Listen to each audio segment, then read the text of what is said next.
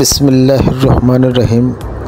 বান্দরবান ভ্রমণের প্রথম দিনে নীলাচলে এক পাহাড়ি দিদির সাক্ষাৎকার।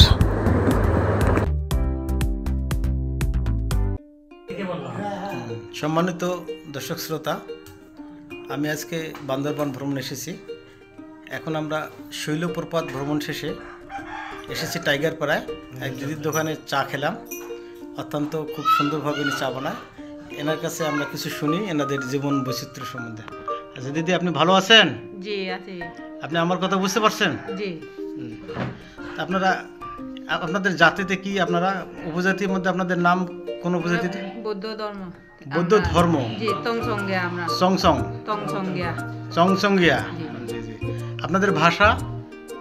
তংসংগিয়া। চংসংগিয়া ভাষা। আচ্ছা, চংসংগিয়া ভাষা বলেন আমি বাংলাদেশি। বাংলাদেশি।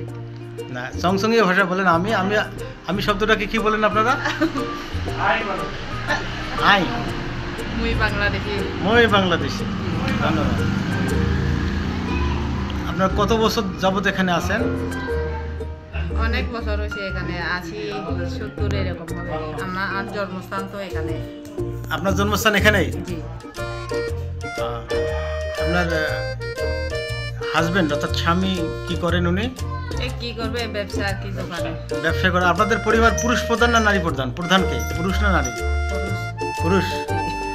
আমি যতটুকু সমাজবিজ্ঞানে পড়ছি যে বেশিরভাগ আপনাদের উপজাতিদের মধ্যে নারী প্রধানই হয়, নারীরাই পরিবারের প্রধান। যাই হোক, আপনাদের ইনকাম এই ব্যবসা বা অন্য কিছু? আপনার ছেলে মেয়ে কয়জন আছে? 2 মেয়ে। 2টা মেয়ে। আলহামদুলিল্লাহ। আপনার ছেলে নাই? এখানে এই দোকানে দৈনিক কত টাকা বিক্রি করেন? এখন তো কম টুরিস্ট আসার নীলাচলে, সেই জন্য কম। আগে একটু বেচা কিনা হয়। বেচা কিনা হয় নীলাচলে, এখন কম। আচ্ছা, এখন কম। দর্শক শ্রোতা, আপনি দেখতে পাচ্ছেন দিদি অত্যন্ত স্বাচ্ছন্দ্য বোধ করছে এবং উনি হাসতেছে। ওনার হাসিটা আসলে খুব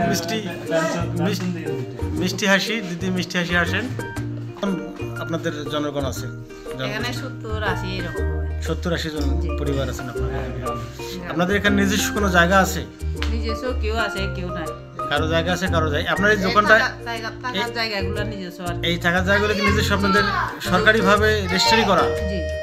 আর জুম চাষ করে অন্য করে, এটা অন্যদের জুম চাষ। আচ্ছা, অসংখ্য ধন্যবাদ আপনাকে। আপনি একটু আপনাদের ভাষায় বলবেন। আমরা বাংলাদেশকে ভালোবাসি।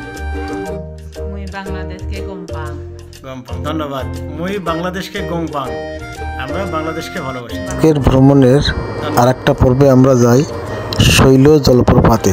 শৈল জলপ্রপাতে ওখানে গিয়ে কিছু বালক এবং বালিকার গোসলের দৃশ্য ধারণ করি, যা এখন দেখ।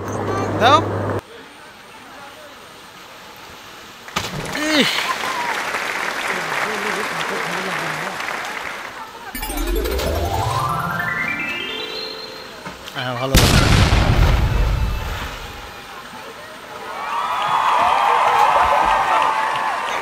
দেখার মতো জিনিস।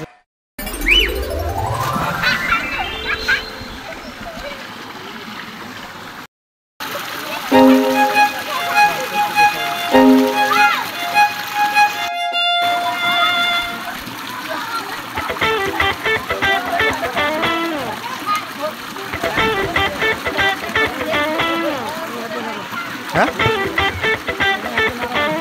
দাঁড়াও, দাও স্লিপ দাও।